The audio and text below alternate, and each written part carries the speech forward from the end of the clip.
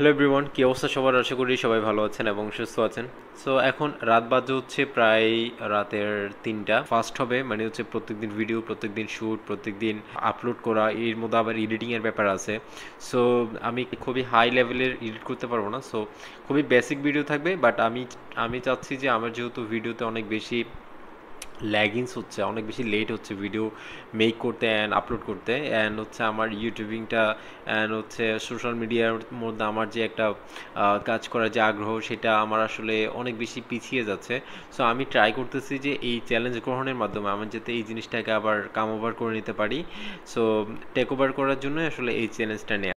And আজকে হচ্ছে নভেম্বরের 14 তারিখ, মানে হচ্ছে এখন হচ্ছে রাতে 3টা, নভেম্বরের 14 তারিখ। তার মানে হচ্ছে সকালও নভেম্বরের 14 তারিখ থাকবে। তার মানে আমার চ্যালেঞ্জ গ্রহণটা নভেম্বরের 14 তারিখ থেকে শুরু হলো। সো নভেম্বরের 14 তারিখ আসলে আজকের দিনটা আমি আসলে কীভাবে পার করবো আমি জানি না, আমার কোনো প্ল্যান নাই এখনও। হুট করে মাথায় আসলো যে আমি আসলে চ্যালেঞ্জটা গ্রহণ করি। ঘুম আসতেছিল না, মাঝখানে একটু ঘুমাইছিলাম, এরপর হচ্ছে আবার ঘুমটা ভেঙে গেল। সো ফার্স্ট ভিডিও সারাদিন আসলে কীভাবে কাটবে I don't know. So try করবো কিছু ইন্টারেস্টিং বিষয় শেয়ার করার জন্য। সো রাত কাটার পর এখন সকাল হচ্ছে 10টা। আমি এখন যাবো হচ্ছে বাজারের দিকে, অ্যান্ড বাজার থেকে কিছু জিনিস কেনাকাটা করবো, তারপর হচ্ছে পাশে এসে রান্না বান্না করে তারপর একটু বাইরের দিকে যাব। এরপর আপনাদের সঙ্গে কিছু কথা শেয়ার করব, দেখা যাক কতটুকু সফল হওয়া যায়। তো এখন চলেন বাজারের দিকে। আমি আসলে এখন যে এলাকায় আছি এটা হচ্ছে হালিশহরের মধ্যে। সো এখানের মধ্যে যে বাজারটা আছে সেটা খুবই পপুলার, মানে হালিশহর এবং চট্টগ্রামের মধ্যে মোটামুটি এটা পপুলার একটা বাজার, যেটা হচ্ছে ফৈল্যাতুলি বাজার বলা হয়। সো আমি এখন ওই বাজারে যাব এবং সেখান থেকে কিছু কেনাকাটা করব।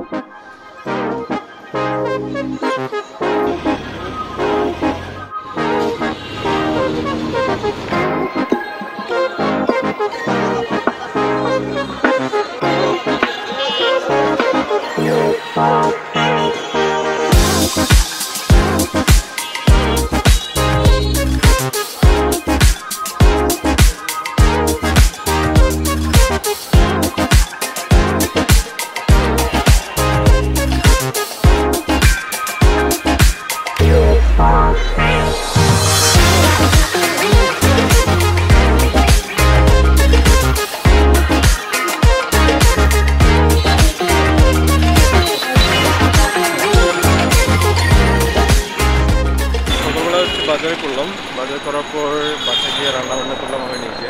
আমি হচ্ছে এখন চট্টগ্রামে একা আছি। তো রান্নাবান্না করার পর খাওয়া দাওয়া করে এখন বিকেলবেলা প্রায় এখন 4টা বাজতেছে। তো এই 4টার সময় এখন আমি যাচ্ছি হচ্ছে আমার একটা অফিস আছে। আমি এখানে একটা কম্পিউটার ট্রেনিং সেন্টারে কম্পিউটার ট্রেন করাই। তো ওটা হচ্ছে অলংকার মোড়ে চট্টগ্রাম থেকে, মানে এখন হচ্ছে আমি হালিশহরে আছি, এখান থেকে যাবো হচ্ছে এখন অলংকার। এখন আর কিছু বলতেছি না, একেবারে অফিসে গিয়ে তারপর কথা বলবো। পাশে অনেকগুলো গাড়ি এবং হচ্ছে নয়েজ। তো অফিসের দিকেই যাই।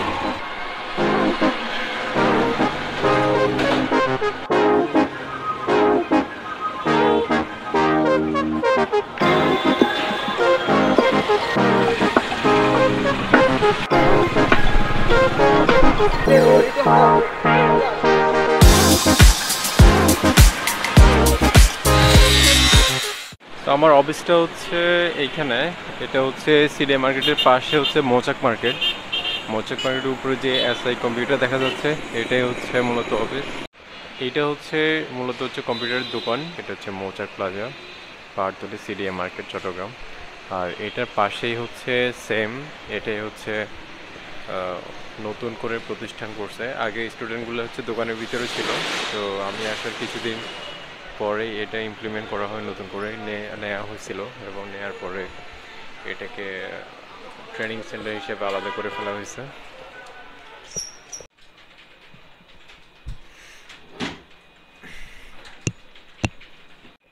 সো এই হচ্ছে অফিস। এখন সবাই বাইরে গেছে, এই জন্য আবার ভিডিও করতেছে। সো এখানে এসি দেওয়া আছে, সো গরমে খুব একটা প্রবলেম হয় না। আশা করি খুবই সুন্দর করে ক্লাস করতে পারে সবাই, কারো কোনো কমপ্লেন নেই। আর এখানে মোটামুটি একসঙ্গে 8জনের মতো করে বসতে পারে, 8জন।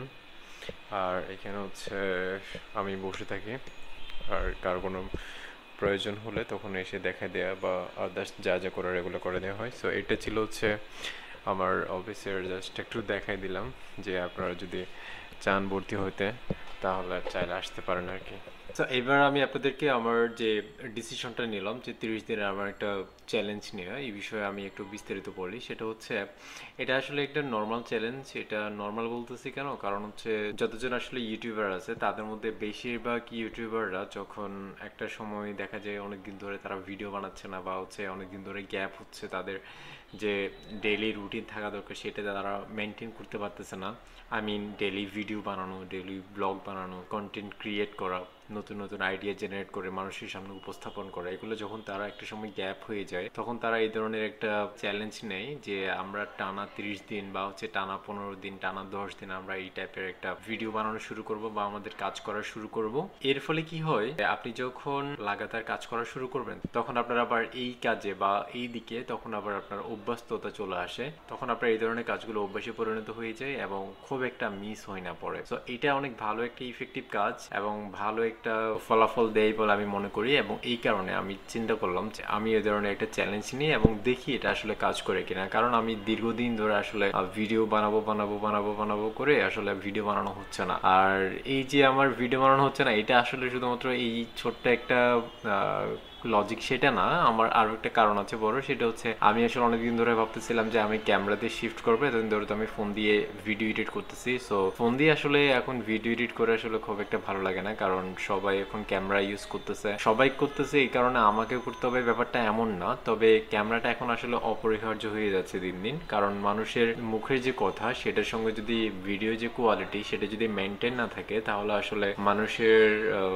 ভিডিওর প্রতি খুব একটা আকৃষ্ট থাকে না বা খুব একটা আকর্ষণ বোধ করে না মানুষ। সো এটা হচ্ছে একটা কারণ যার ফলে আমি চাইছিলাম একটা ক্যামেরা নিতে। এতদিন ধরে আমি আসলে কনফিউজ ছিলাম যে আসলে কি অ্যাকশন ক্যামেরা নিব নাকি কোন একটা ভালো ক্যামেরা নিব যেটা দিয়ে ভিডিও করা যাবে, মানে হচ্ছে প্রফেশনাল ভিডিও। তো আমি আসলে অ্যাকশন ক্যামেরা নিব ভাবতেছিলাম যে আমি মোটো ব্লগিং করব যখন বাইক ছিল, এখনো বাইকটা আছে, এখনো সেল হয়নি। সো আমি চিন্তা করতেছি যে বাইকটা সেল করে দিব এবং যার ফলে আমার এখন আর অ্যাকশন ক্যামেরাটা লাগতেছে না। তো অ্যাকশন ক্যামেরা যেহেতু লাগতেছে না তার মানে হচ্ছে এখন আমি চাইলে প্রফেশনাল একটা ক্যামেরা নিয়ে আমি ভালো কোনো কাজ করতে পারি, কিন্তু আসলে ক্যামেরা এই মুহূর্তে আসলে নেওয়াটা পসিবল হচ্ছে না। যার ফলে আমি চিন্তা করলাম যে ফোন দিয়ে আবার স্টার্ট করি, দেখি কি হয়, এবং অভ্যাসটা যাতে আস্তে আস্তে গ্রো হয়। তারপরে চাইলে তো যে কোনো সময় এটাকে আপগ্রেড করাই যাবে। এটা একটা কারণ যার ফলে হচ্ছে আমার আসলে ভিডিওতে অনেক বেশি ল্যাগেন্সি ছিল এবং হচ্ছে আমি আসলে অনেক বেশি মানে দূরে ছিলাম ভিডিও করা থেকে। তো এখন ট্রাই করবো আস্তে আস্তে যে যাতে সমস্ত বাধা বিপত্তি গুলো পার করে ডেইলি যাতে ভিডিও বানাতে পারি, এটা হচ্ছে আমার একটা এখন বড় টার্গেট। দেখা যাক কতটুকু হয়। আর এই যে চ্যালেঞ্জ নেওয়াটা, এটা আসলে শুধুমাত্র যে ভিডিও ক্ষেত্রে কাজ করে এমন না, আপনি চাইলে এটা সব ক্ষেত্রে ইউজ করতে পারেন। লাইক আপনি অনেকদিন ধরে পড়ালেখা থেকে অনেক দূরে আছেন, যারা স্টুডেন্ট এখন এসএসসি বা এইচএসসি, তারা চাইলেই এখন একটা বুস্ট আপ করতে পারে এই একটা চ্যালেঞ্জের মাধ্যমে, যে আমি একটা চ্যালেঞ্জ নিব, ডেইলি আমি এত ঘন্টা পড়বো। সো এটা যদি আপনি মেনটেন করা শুরু করেন দেখবেন যে আপনি হয়তো 10 থেকে 15 দিন পরে এটা নর্মাল হয়ে যাবে। যেমন নর্মাল আমরা ঘুম থেকে উঠে ফোন হাতে নিই, তারপর হচ্ছে এরপর ফোন হাতে নিয়ে বাথরুমে যাই, বাথরুম থেকে আসি, আবার হচ্ছে নাস্তা পানি করতে করতে ফোন হাতে থাকে। সেটা যেহেতু আমাদের অভ্যাসে চলে আসছে তাই এটা আমাদের কাছে এখন নর্মাল। সো আপনি যদি ডেইলি 8 ঘন্টা বা 4 ঘন্টা বা 6 ঘন্টা যদি পড়া আস্তে আস্তে শুরু করেন তাহলে এটা আপনার কাছে একটা ডেইলি নর্মাল ব্যাপার হয়ে যাবে। সো এই ধরনের চ্যালেঞ্জটা শুধুমাত্র যে আপনার ভিডিওর ক্ষেত্রে এই সীমাবদ্ধ এমন না, এটা যে কোনো কিছুর ক্ষেত্রে, আপনার যারা রিসার্চ করে তাদের ক্ষেত্রে হতে পারে, যারা পড়ালেখা করতেছে তাদের ক্ষেত্রে হতে পারে, যারা ক্রিয়েটিভ কোনো কাজ করতেছেন তাদের ক্ষেত্রে হতে পারে, যে কোনো সেক্টরের ক্ষেত্রে এটা হতে পারে।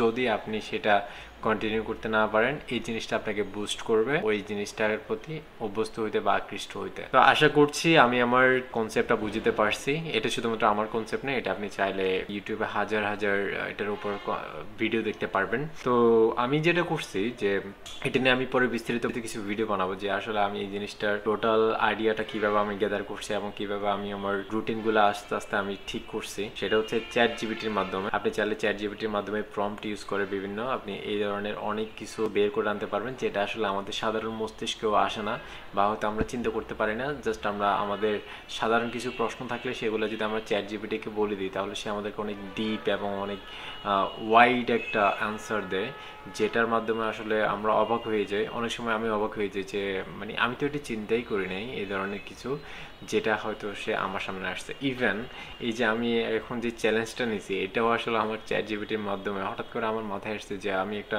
চ্যাটজিপিটিকে বলি যে আমি 30 ডেজের একটা চ্যালেঞ্জ নিতে চাই, ব্যাপারটা কেমন হবে। সো চ্যাটজিপিটির পক্ষ থেকে রিপ্লাই আসলো যে ইটস এ গ্রেট আইডিয়া, তুমি চাইলে এটা নিয়ে কাজ করতে পারো এবং হচ্ছে আমি তোমাকে কিছু টপিক দিচ্ছি, এই টপিকের উপর তুমি চাইলে ভিডিও বানাতে পারো। ব্যাপারটা খুবই ইন্টারেস্টিং ছিল এবং আমি দেখে চিন্তা করলাম যে এটা শুরু করাই যে, যেহেতু খুব একটা হ্যাসেল নাই এবং হচ্ছে ওখানে যে রুটিনগুলো দেখলাম সেখানে হচ্ছে বিভিন্ন টাইপের মানে ডেইলি সেম ভিডিও না, আপনি চাইলে আজকে এক টাইপের ভিডিও বানালেন, কালকে এক টাইপের ভিডিও বানালেন। সো আপনি ডিফারেন্ট ডেতে ডিফারেন্ট ভিডিও আপনি চাইলে বানাতে পারেন। এটার মাধ্যমে উপকার কি হবে, যদি আপনি কন্টেন্ট ক্রিয়েট করা শুরু করে থাকেন তাহলে হয়তো আপনি জানান না যে আপনি কোন বিষয়ে দক্ষ। তো এই ধরনের একটা যদি বুস্ট আপ চ্যালেঞ্জ নেন তাহলে সেটার মাধ্যমে আপনি যেহেতু ডেইলি ডিফারেন্ট টপিকের উপর ভিডিও বানাচ্ছেন, সো এটার মাধ্যমে যেটা হবে যে আপনার হঠাৎ করে দেখা যাবে যে অনেক টাইপের ভিডিও বানাতে কোনো একটা সেক্টরের উপর আপনি খুব ভালো বলতে পারতেছেন, আপনার কাছে খুব বেশি কমফোর্ট ফিল হচ্ছে, তার মানে ওটাই হচ্ছে আপনার জন্য বেস্ট। তো